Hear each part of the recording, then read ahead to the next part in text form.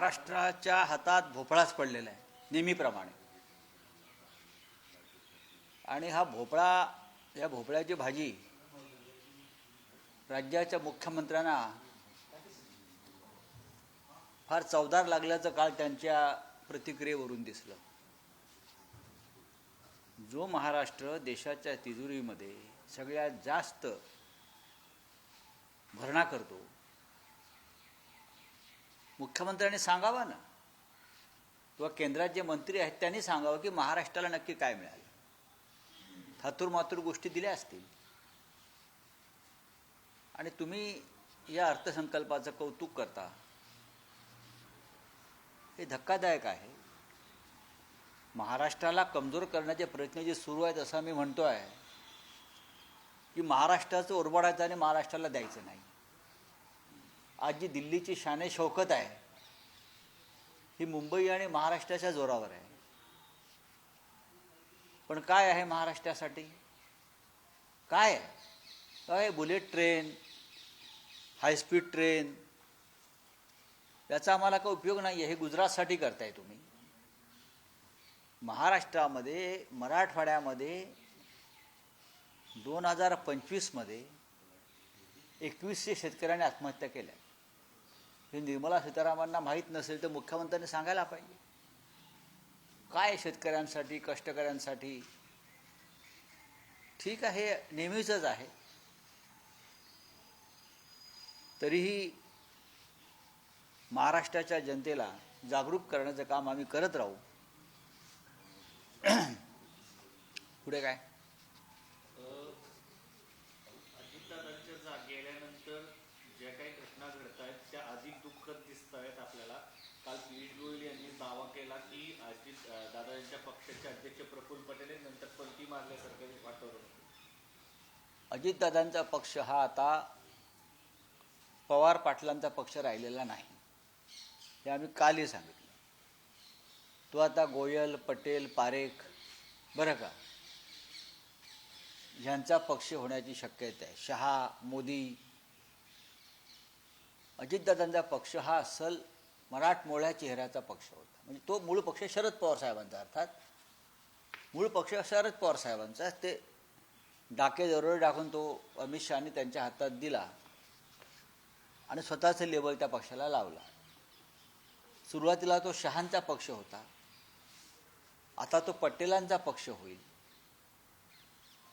आणि अशा तऱ्हेनं महाराष्ट्रातला एक प्रादेशिक अस्मिता जपणारा पक्ष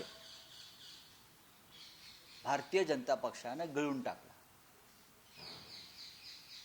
घास घेतला. याबद्दल जर त्या पक्षातील मराठी आमदारांना, खासदारांना आनंद होत असेल तर त्यांनी स्वतःला मराठी समजू नये, ही आमची भूमिका आहे. अजित पवार ह्यांना जे ओळखतात त्यांनी कधी भारतीय जनता पक्षाच्या अजेंड्यावर काम केलं नाही. ठीक आहे, सत्तेसाठी एकत्र आले, त्यांच्यावरती काही संकट भाजपनं लादली, घोटाळ्याचे आरोप झाले, ईडी CBI मागे लावलं, त्याच्यावर इतर राजकारणी जे करतात तेच त्यांनी केलं. तेवढ्यापुरते ते भारतीय जनता पक्षाला सरेंडर झाले. आपल्यावरच्या फायली क्लिअर करून घेतल्या शहाणपणानं आणि त्यानंतर ते पुन्हा एकदा त्यांच्या मूळ प्रवाहात येण्याची धडपड करत होते, स्वगृही. आणि ती करत असताना किंवा त्याआधी त्यांनी कधीही भारतीय जनता पक्षाचा जो अजेंडा बटेंगे तो कटेंगे, हिंदू मुसलमान, दंगली, एक है तो सेफ है, या अजेंड्यावर त्यांनी कधी काम केलं नाही. त्यांनी जातीपातीवर काम केलं नाही, राजकारण केलं नाही. आणि दुर्दैवानं त्यांचा मृत्यू झाला. तुम्ही मूळ प्रवाहात यायचं त्या प्रयत्न करत होते असं म्हणताय, पण देवेंद्र फडणवीसांनी त्या विधानाला फुल स्टॉप दिलेला आहे. ते म्हणताय जर असं झालं असतं तर त्यांनी माझ्यासोबत चर्चा केली असती. नाही, असं काही नाही. देवेंद्र फडणवीसांबरोबर प्रत्येक गोष्टीची चर्चा होते असं नाही ना. अजित पवार स्वतः त्या पक्षाचे नेते आणि प्रमुख होते ना. अजित पवार स्वतः त्या पक्षाचे नेते आणि प्रमुख होते. ते त्यांच्या मर्जीनं भाजपबरोबर गेले आणि त्यांना असं वाटलं कदाचित की भारतीय जनता पक्ष हा आपल्या महाराष्ट्राच्या विचाराचा पक्ष नाही. आता अजित पवार फडणवीसांबरोबर संदर्भात खाजगीत बरंच काही बोलायचे असं बोललो तर आम्ही.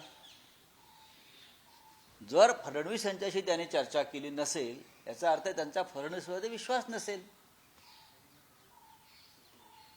जर त्यांना आपला स्वगृही परत जायचा असेल त्यासाठी फडणवीस यांच्याशी चर्चा करण्याची गरज काय. फडणवीस यांचा पक्ष हा अखंड महाराष्ट्राच्या विरोधामध्ये आहे. फडणवीस यांचा पक्ष हा मुंबई महाराष्ट्रापासून तोडण्याच्या बाजूने आहे. अशा वेळेला अजित पवारांसारखा नेता या भूमिकेवरती काम करू शकणार नाही हे आम्हाला माहिती आहे. अजित पवारांशी आमच्याही चर्चा होत होत्या ना. फडणवीसांनी स्वतःच आत्मचिंतन करावं की त्यांनी माझ्याशी या विषयावर चर्चा का केली नाही. इतर 100 लोक बोलतात ते खोटं आणि फडणवीस म्हणतात ते खरं. हे चुकीचं आहे. अजित पवार हे मूळ प्रवाहामध्ये येण्याच्या विचाराशी ठाम होते. दोन्ही पक्षामध्ये त्या संदर्भातल्या हालचाली सुरू होत्या हे सगळ्यांना माहीत होतं. देवेंद्र फडणवीस यांनाही माहिती आहे. आज दादा नाहीत म्हणून दादांच्या नावावरती कोणती बिलं फाडू नयेत. पण असं का बोललं जाते. एकत्र आल्यानंतर तर त्यांची ताकद एनडीएची वाढली असती. पक्ष आता दादा नसल्यामुळं असं वक्तव्य केले जातं. काय नक्की उद्देश काय असतो. नाही आता अजित पवारांचा पक्ष हा अमित शहांचा 100% गुलाम झालेला पक्ष आहे. मांडलिकत्व जे त्यांना आहे ते स्वीकारावं लागेल. लोक सैरभैर अजूनही आहेत. दुर्दैवानं आज भारताची न्याय यंत्रणा आणि निवडणूक आयोग हा सुद्धा अमित शहा आणि मोदींचा मांडलिक झाल्यामुळे कायदेशीर प्रक्रियेमध्ये विलंब होतो आहे. अजितदादांच्या अपघाताच्या संदर्भात घातपात आहे असे प्रश्न अनेक उपस्थित केले पवार साहेबांनी जातात. अमोल मिटकरी यांनी असं म्हटलं. नाही पवार साहेबांची जी क्लिअरिटी आहे ती पहिल्या दिवशी त्यांनी केली पण हळूहळू त्यांनाही कळेल हे प्रकरण साधं नाही आहे. अमोल मिटकरी असं म्हणतात एक लक्षात की सहावी नाही प्रश्न असा आहे की अजित पवारांनी स्वगृही जाणे हा भारतीय जनता पक्षाचा पराभव होता. देशातल्या राजकारणाला कलाटणी देणारा तो निर्णय ठरला असता आणि भारतीय जनता पक्षाची जी दहशत आहे ती मोडून गेली असती. अजित पवार मागे फिरले असते तर. नंबर 1, अजित पवार जे वारंवार सांगत होते माझ्याकडे भारतीय जनता पक्षाच्या घोटाळ्याची फाईल आहे आणि मी उघड करीन, हे त्यांनी 15 जानेवारीला सांगितलं. हे त्यांनी 15 जानेवारीला सांगितलं आणि पुढल्या 10 दिवसामध्ये त्यांच्या विमानाचा अपघात होऊन त्यांचा मृत्यू झालेला आहे. हे रहस्यमय आहे. मला जस्टिस लोहियाची आठवण येते. या प्रकरणानंतर मला जस्टिस लोहियाची आठवण झाली. त्या प्रकरणाची आठवण झाली. मी कोणावरती आरोप करत नाही पण या लोकांच्या मनातल्या शंका आहेत. अजित पवार यांच्या पक्षाचे एक आमदार अमोल मिटकरी यांनी काही प्रश्न उपस्थित केलेले आहेत. मी ते वाचले आणि ऐकले.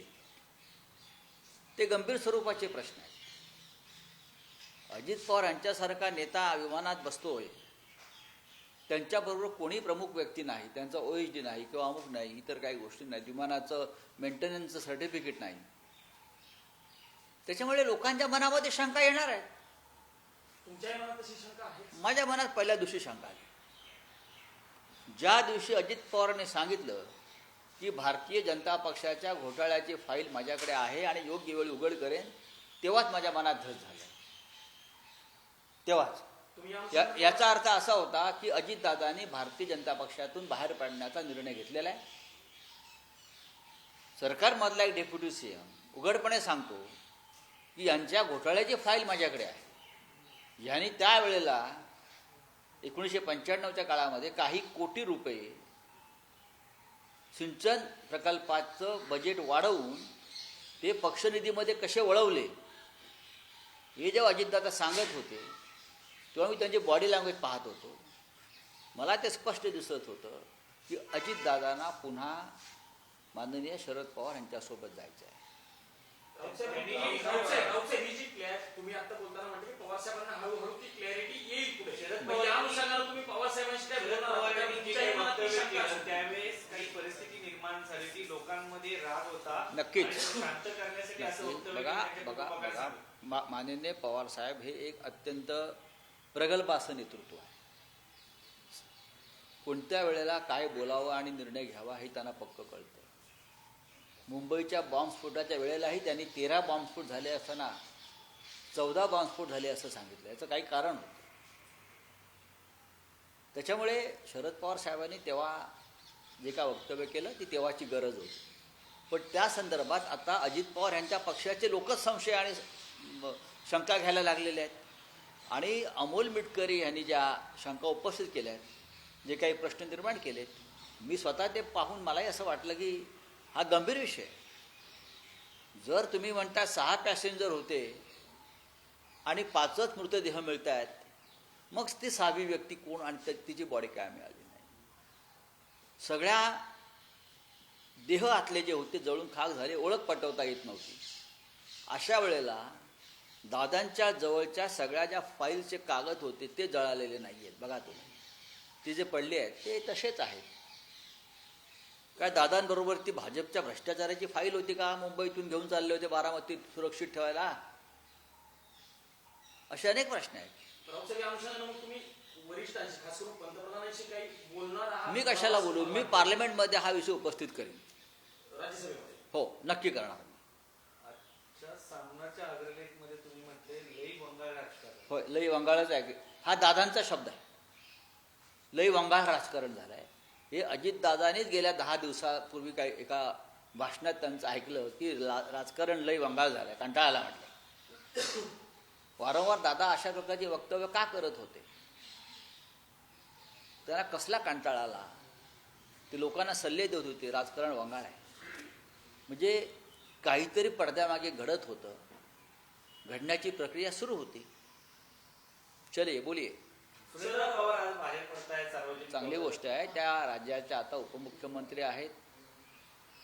दुःख विसरून त्यांनी शपथ घेतलेली आहे उपमुख्यमंत्री पदाची.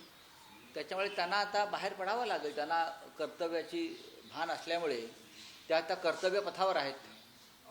सर, तमिळनाडू विरोधात बोललात तर मुंबईत लाखोंची रॅली काढू असं तमिळ सेल्वम आमदार जे आहेत त्यांनी म्हटलेलं आहे. एक प्रकारे हा मुंबईमध्ये खास करून तुम्हाला इशारा दिला असं आम्हाला कशाला तुम्ही आम्हाला का म्हणताय? महाराष्ट्राला नाही हा इशारा? हा इशारा 11 कोटी मराठी माणसांना नाही आहे का?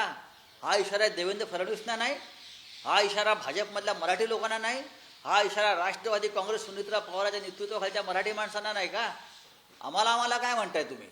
हा, काढा ना मोर्चा, काढा. तुम्हाला संघर्ष करायचा आहे का? तुम्हाला इथे भांडणं लावायची आहेत का मुंबईत? हे बघा, ते जे कोणी तामिळ सेल्वन आहेत त्याने एक समजून घेतलं पाहिजे की त्यांचा तामिळमधला एक नेता इथे आला आहे आणि त्याने महाराष्ट्राविरुद्ध वक्तव्य केलं आहे म्हणून आम्ही चिडलेलो आहोत. आम्ही तामिळ जनतेविरुद्ध भूमिका कुठलीच घेतलेली नाही आहे.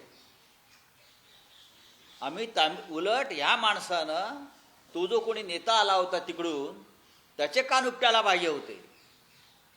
ही दादागिरी कसली चालली आहे तुमची? देवेंद्र फडणवीसने दादागिरी मान्य आहे का महाराष्ट्राच्या विरुद्ध? तुमचा आमदार आहे भाजपचा, तो तुमचा माणूस इकडे येतो आणि महाराष्ट्राला, मराठी माणसाला मुंबईत तुमची नाही सांगतो आणि याचं समर्थन हा तामिळ आमदार करतोय का? याला भाजपनं काढून टाकलं पाहिजे. जर तुम्ही महाराष्ट्रप्रेमी असाल तर पक्षातून याला पुढली उमेदवारी देता कामा नये. पाहू ना मुंबईला गेल्यावरती पाहू. जिमखान्याची जागा जैन समाजाला देण्यात येते, त्याच्यासाठी आम्ही गिरगावच्या नेतृत्वाखाली आज एक मोर्चा आहे. हे आंदोलन सुरू आहे. खरं म्हणजे त्या मोर्चाला मीही जाणार होतो, पण मी इथे आहे. पण पुढल्या आंदोलनामध्ये आम्ही तिकडे असू. एक ऐतिहासिक जिमखाना, विल्सन जिमखाना म्हणून जो प्रसिद्ध आहे, तो सर्व नियम आणि कायदे बाजूला ठेवून जैन संघटनेला देतात. गिरगावचे मराठी लोक तो जिमखाना मागत होते. त्यांना न देता मंगलप्रभात लोढा यांच्या दबावाखाली देवेंद्र फडणवीस यांनी ती जागा बहाल केली आणि तिथे आता गिरगावमधल्या मुलांना खेळायलाही परवानगी देत नाहीत. काय चाललंय या महाराष्ट्रामध्ये? मुंबईतून अल्पवयीन मुली बेपत्ता होण्याचं प्रमाण वाढलंय. 36 तासात 12 अल्पवयीन मुले बेपत्ता झाले. आता राज्याच्या उपमुख्यमंत्रीपदी एक महिला आलेली आहे. त्या महिला उपमुख्यमंत्र्यांचं अभिनंदन, स्वागत या देशाचे प्रधानमंत्री नरेंद्र मोदी, गृहमंत्री अमित शहानी केलेलं आहे. मुख्यमंत्री देवेंद्र फडणवीस यांनाही असं वाटतंय की महिला उपमुख्यमंत्री झाल्यामुळे महिला सशक्त होतील, सबळ होतील. त्याच्यामुळे हा जो काही प्रकार आहे मुली बेपत्ता होण्याचा, त्याचा छडा त्याने लावला पाहिजे. जर रोहित शेट्टीवरतीच्या घरावरती हल्ला करणारे 5 लोक 24 तासात पकडले जातात का? कारण तो रोहित शेट्टी आहे, तो जुहूला राहतो. मग या सामान्य घरातल्या मुली जर बेपत्ता होत असतील, त्यांना कोणी पळवून नेत असेल, अपहरण करत असेल, ती जबाबदारी कोणाची आहे?